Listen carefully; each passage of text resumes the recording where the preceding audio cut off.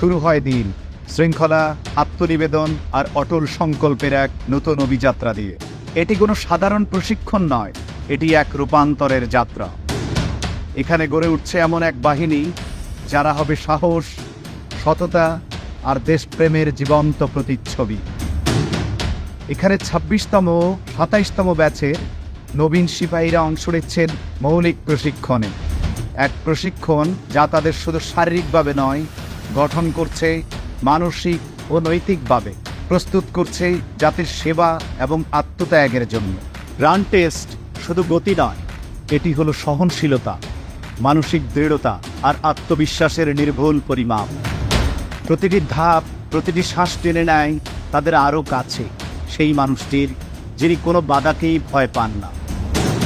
প্রশিক্ষকরা নজর রাখছেন তাদের গতি, ভারসাম্য আর নিয়ন্ত্রণে।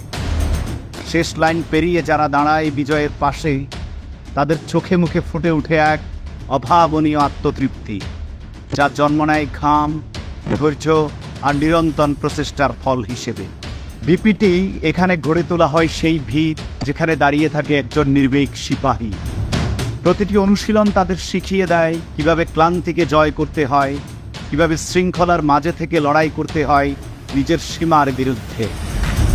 ঘামে ভেজা ইউনিফর্ম, ক্লান্ত চোখে দীপ্ত চাহনি, এই দৃশ্যগুলোই পরিণত হয় আত্মনিবেদনের প্রতীকী ভাষায়।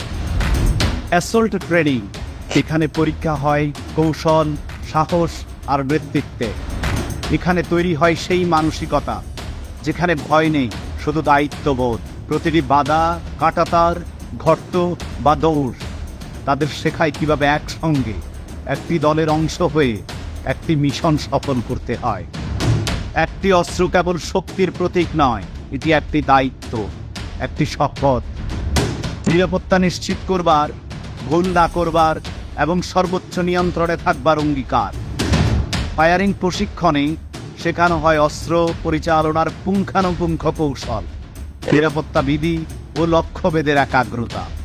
এই একাডেমি, এই প্রশিক্ষণ শুধু সিপাহী নয়, গড়ে তোলে একজন দেশপ্রেমী, একজন সেবক যিনি দাঁড়িয়ে থাকেন শান্তি, নিরাপত্তা ও আত্মত্যাগের সম্মুখভাগে।